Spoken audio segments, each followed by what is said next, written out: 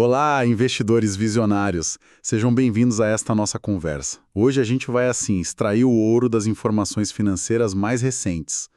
Nós analisamos várias fontes, vídeos, relatórios de especialistas, para trazer os insights mais quentes sobre diversas empresas da Bolsa Brasileira, agora em outubro de 2025. A nossa missão aqui, é simplificar essa montanha de dados, focando bastante no que a gente viu nos vídeos que recebemos e destacar o que realmente importa, né? Vamos mergulhar nisso. Com certeza. Vamos conectar os pontos, olhar um pouco além dos números, ponderar os riscos e as oportunidades que essas fontes trouxeram. O objetivo é buscar clareza no meio desse ruído todo do mercado, sabe? Entender o contexto por trás dos indicadores e o que eles podem estar sinalizando para a gente. Ótimo. Começando então pelo setor de óleo e gás, que teve bastante destaque nas fontes.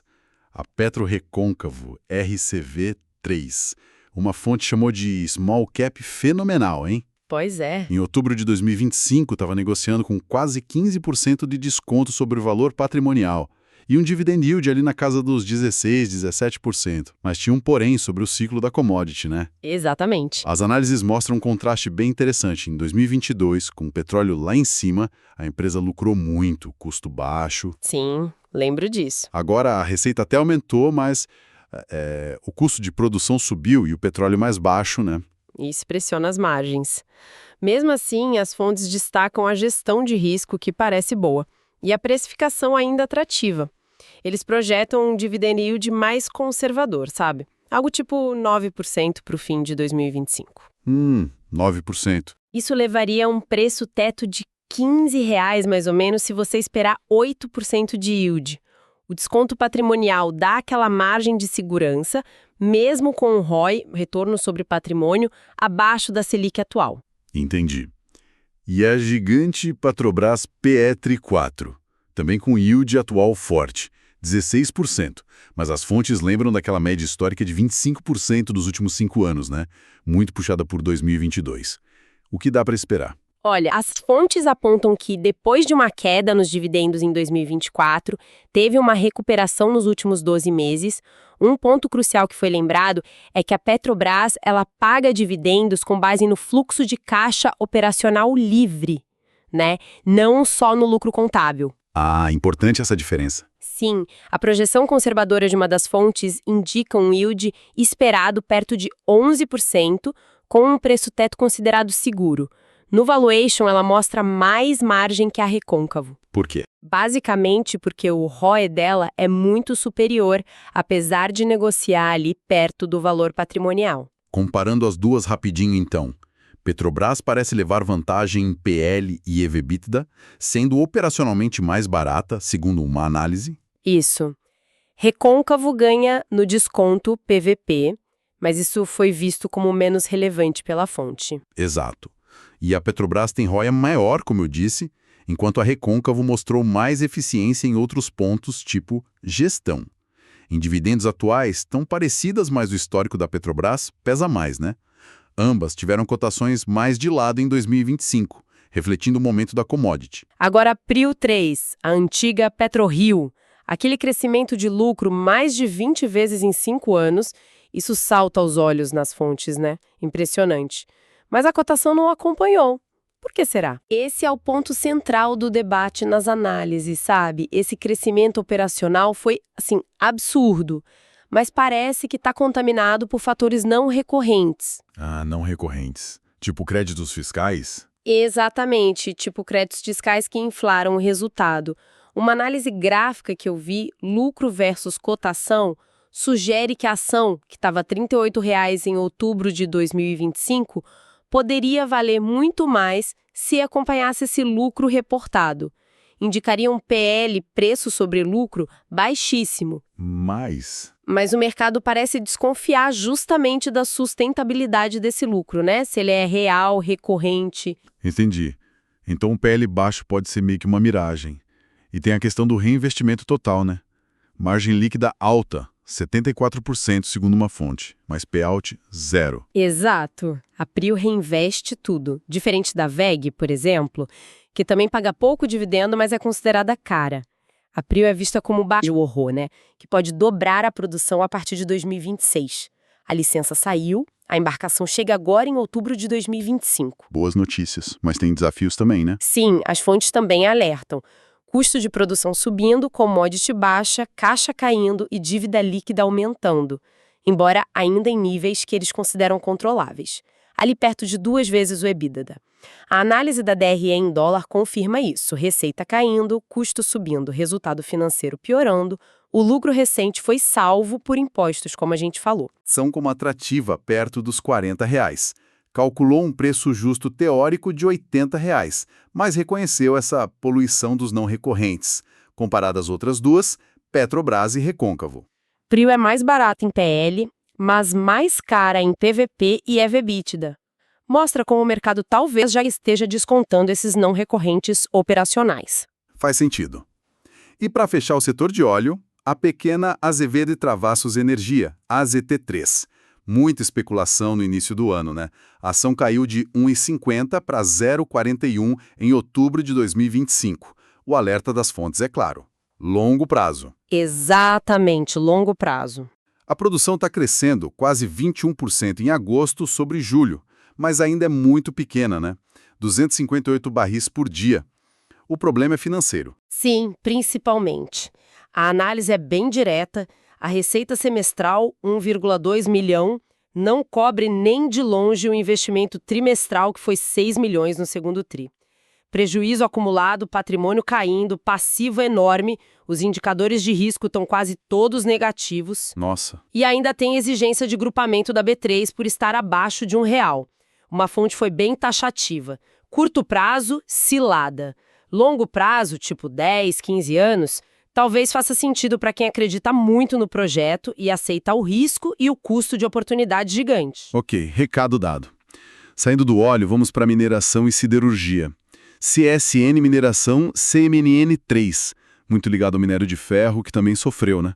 A cotação acumulava queda de 13% nos últimos 12 meses até outubro de 2025. Pois é, CMN3, a análise de uma fonte pinta um quadro delicado, PL negativo, porque o lucro está baixo ou negativo, e PVP alto, 3 vezes, indicando que está cara. Mas e os dividendos? O yield atual estava alto, 15,5%. Sim, o ponto forte é o histórico de dividendos, a média dos últimos anos foi alta.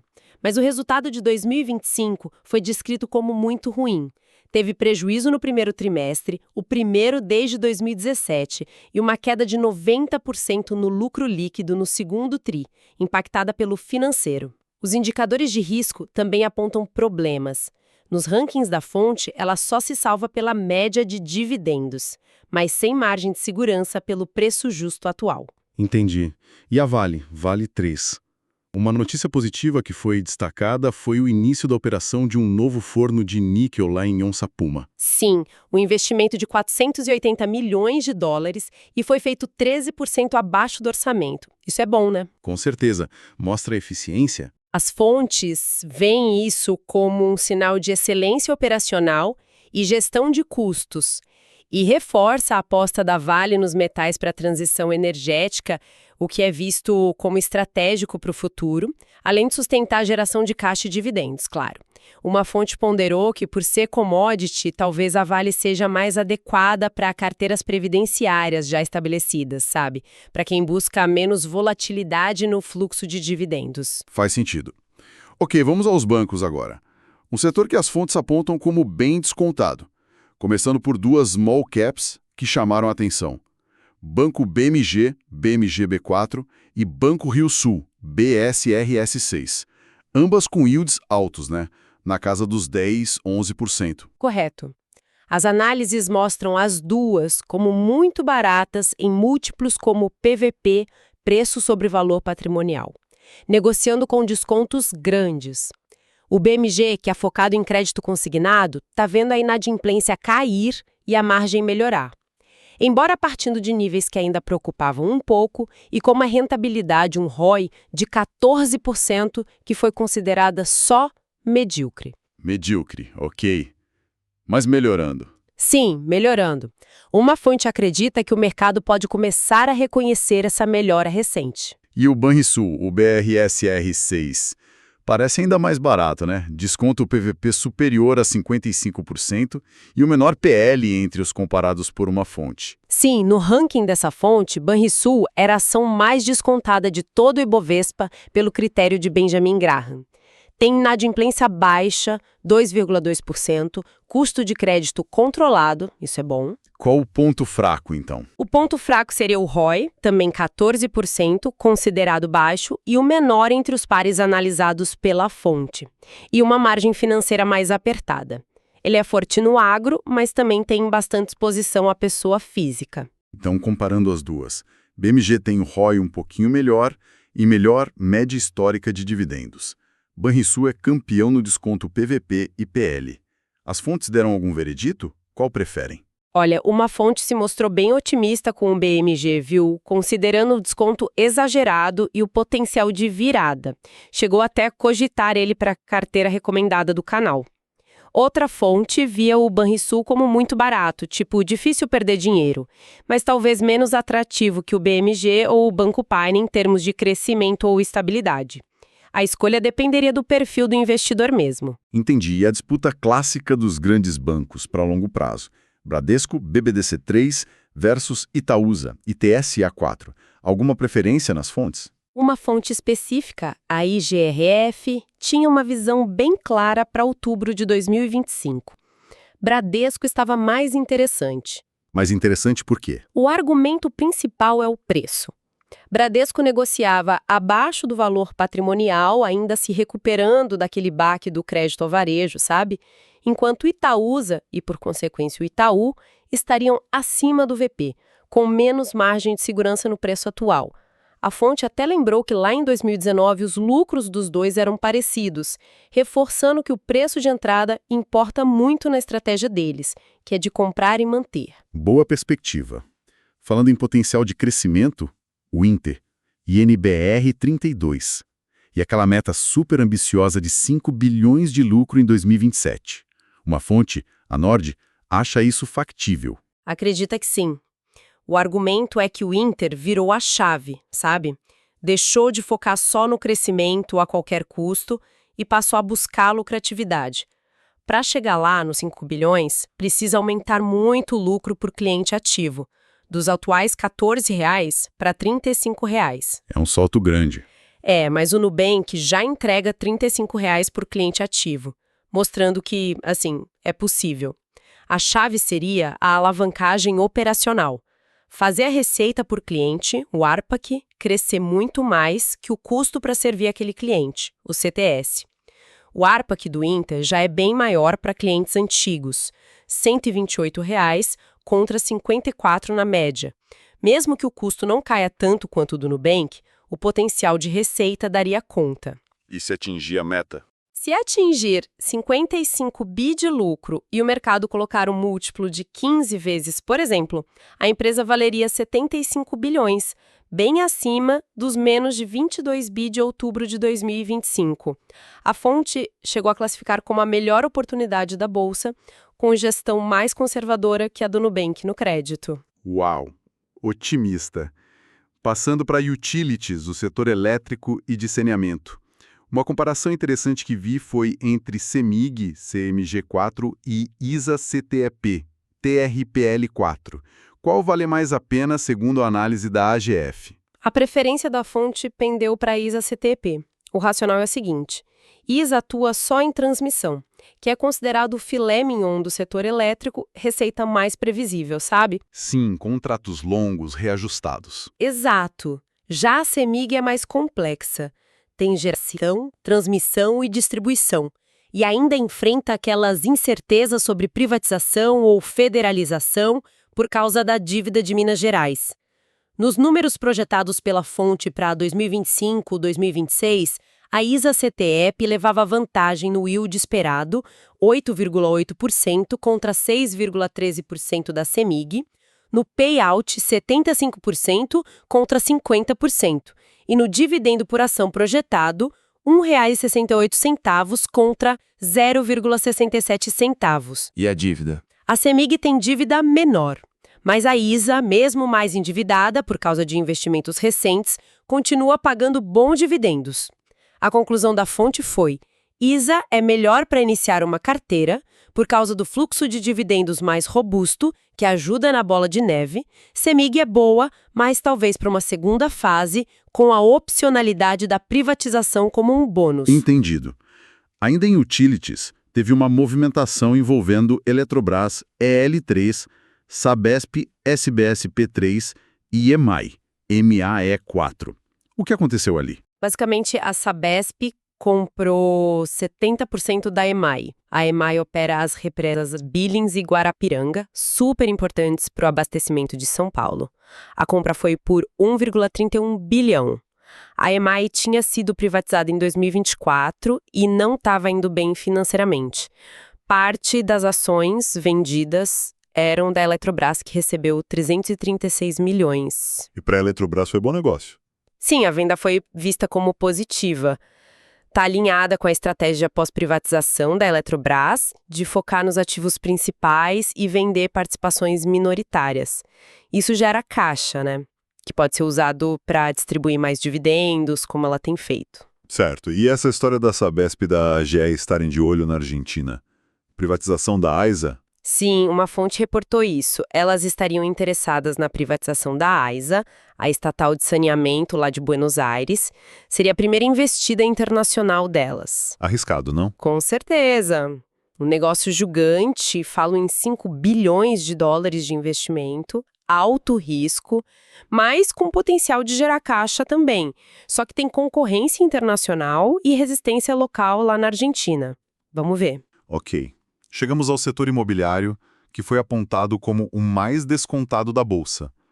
Uma análise comparou JHSF, JHSF3, Cirela Commercial Properties, SNE3, Mitre MTRE3 e Melnick MELK3. Quais foram os destaques dessa comparação? Olha, todas elas aparecem com desconto no PVP e têm potencial com a queda da Selic. Mas os perfis são bem distintos, né? A JHSF3 foi vista como a de maior qualidade. Tem crescimento, paga dividendos mensais. O yield caiu um pouco porque a ação valorizou, mas o dividendo por ação até cresceu. O payout baixo sugere que ela reinveste bastante. E o valuation tinha uma boa margem. Ok, JHSF qualidade. E a Mitre? Mitre foi a campeão de dividendos históricos recorrente. E tinha o maior desconto PVP, tipo 60%. Enorme. Mas tem um mas, imagino. Tem. A rentabilidade e as margens são baixas. E a dívida líquida sobre EBITDA é alta, porque o EBITDA é baixo, embora a dívida sobre patrimônio seja baixa. Ela precisa de um payout alto para entregar aquele yield todo. E as outras duas, CSN3 e Melnick? CSN3 e Melnick também estavam descontadas. Mas a CSN teve muita não recorrência por causa de venda de ativos, e a Melnick passou por uma redução de capital. Segundo a fonte, isso exige um cuidado extra na análise, sabe? A CSN tem pagamentos de dividendos muito voláteis e a fonte não gostou muito das reduções de capital frequentes. Já a Melnick tem dívida saudável e rentabilidade melhor que a Mitre. Resumindo, JHSF para qualidade e crescimento talvez, Mitre para dividendo e desconto máximo, mas com ressalvas na rentabilidade e dívida. A escolha depende do que o investidor busca. Exatamente. E as construtoras de baixa renda? Elas foram impulsionadas pelo Minha Casa Minha Vida, né? O que as fontes disseram? O programa MCMV turbinado foi um divisor de águas, segundo as fontes. O BTG, que foi citado numa análise, divide o setor em 2 blocos, basicamente. Quais? As sólidas, tipo Cury, direcional, DIR3, plano e plano, PLPL3, e as arriscadas, que são mais endividadas, mas também estão crescendo e são consideradas baratas. MRV, MRVE3 e Tenda, TDM3. A Tenda ainda tem aquele bônus da Allia, de construção modular. O setor ainda é visto como barato, PL de 4,5 a 7,2 vezes para o lucro de 2026, com yields esperados de 7 a 11%. Uma fonte, o Seu Dinheiro, destacou a direcional de R3 para outubro de 2025 pela combinação de qualidade, bom momento operacional e valuation razoável. Interessante. Vamos para o setor de saúde. Hapvida. HPV3, pós-fusão com a Notre Dame Intermédica. Como está a situação dela? Olha, a fusão criou um gigante, né? A maior operadora do Brasil, mas a integração foi complexa, segundo uma análise. As sinergias demoraram, os custos subiram, o setor todo enfrenta a sinistralidade alta, né? Sim, é um desafio geral. Pois é. A Hapvida levantou capital, vendeu ativos para reduzir a dívida, mas as ações continuavam bem baixa em outubro de 2025. O valor de mercado caiu de 100 bi na época da fusão para uns 16 bi. A estratégia agora é investir 2 bilhões até 2026 para ampliar a rede própria, hospitais, clínicas. Entendi. E a Redditor, RDOR3? Vi que ela entrou numa carteira recomendada em outubro. Qual o motivo? A fonte, seu dinheiro, de novo, a vê como consolidadora natural do setor, porque tem um balanço mais forte. A compra da Sul América ajudou a verticalizar, garantindo demanda para os hospitais dela, que tem foco em alta renda. A projeção que eles citam é de dobrar o EBITDA em 3 anos, com um ROIC, retorno sobre capital investido, perto de 20%. O valuation, 16 vezes o lucro esperado, foi considerado atrativo comparado a outras empresas com crescimento e rentabilidade parecidos. Parece promissor. Falando em empresas talvez um pouco fora do radar, a Show, de compressores de ar. O que acharam dela? Uma análise do segundo trimestre de 2025 mostrou a receita crescendo, mas o lucro foi pressionado por aumento de custos. A rentabilidade ROI de 18% é considerada boa para a indústria, dívida baixa. Então qual o problema? O valuation atual não teria margem de segurança pela Selic vigente, segundo a fonte. Comparada com Home 3 e Leve 3, a Chose ganhava em PL, mas perdia em outros indicadores como PVP, EV/EBITDA, ROI e margens. A conclusão da fonte foi: vale a pena, mas talvez a Home ou a Metal Leve fossem melhores opções naquele momento. Entendi. E a SmartFit, SMFT3, continua crescendo forte. Sim, a análise mostra um crescimento bem impressionante. Baseado naquele modelo low cost, alta eficiência, a previsão era de 7 bi de receita em 2025. Margens altas, investimento forte em expansão, eles planejavam passar de 2.000 lojas. E a dívida? Com tanto investimento? O endividamento estava em 1,6, 1,7 vezes o EBITDA. Nível considerado ok pela fonte. O foco é total no reinvestimento, paga pouco dividendo. O potencial, segundo eles, é de dobrar de tamanho ainda. Impressionante. Agora, um alerta que surgiu nas fontes sobre Ambipar, AMBP3 e Braskem, BRKM5, envolvendo aqueles COIs, os Certificados de Operações Estruturadas. O que aconteceu ali? Foi feio, né? Foi bem feio. A Ambipar entrou numa crise séria, pediu tutela cautelar para renegociar dívidas, com risco até de recuperação judicial. As ações despencaram, né? 60% num dia, 38% no outro. Lembra da notícia? Pois é, a fonte Nord explicou que muitos COIs ligados a títulos de dívida dessas duas empresas tinham uma cláusula meio escondida.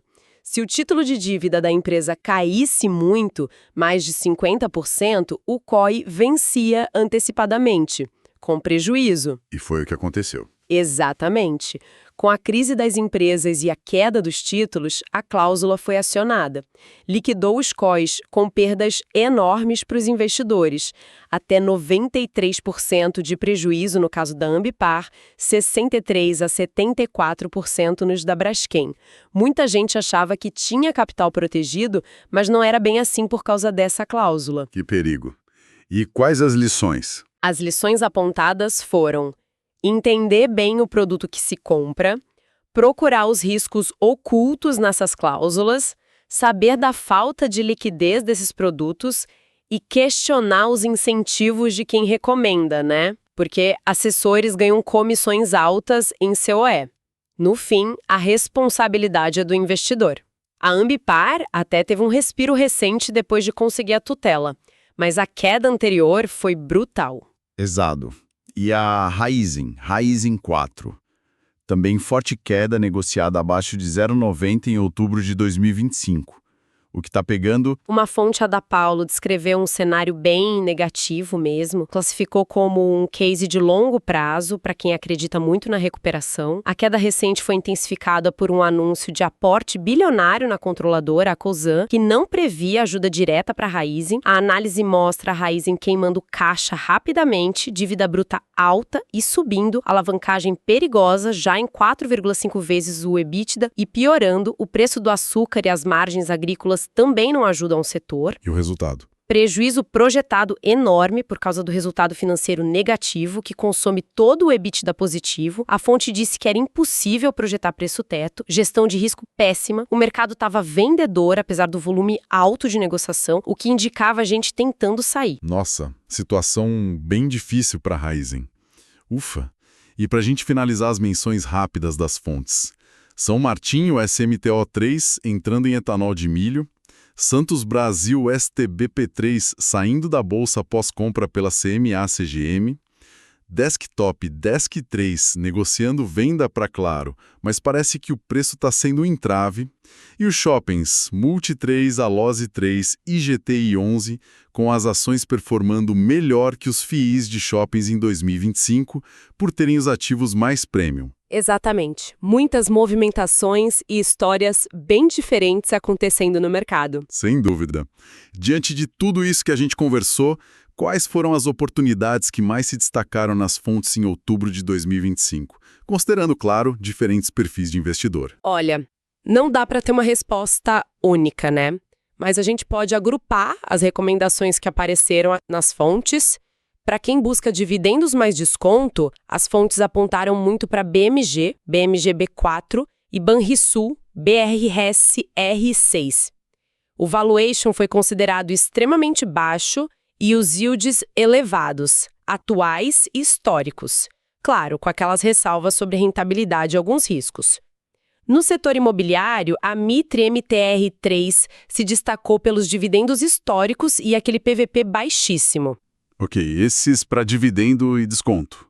E para quem busca mais crescimento? Aí, para crescimento e potencial de valorização, Prio e Inter e NBR32 surgiram com narrativas de crescimento bem forte, mas as fontes sempre alertam para os riscos, para os não recorrentes, no caso da Prio, ou para a necessidade de uma execução impecável do plano, no caso do Inter.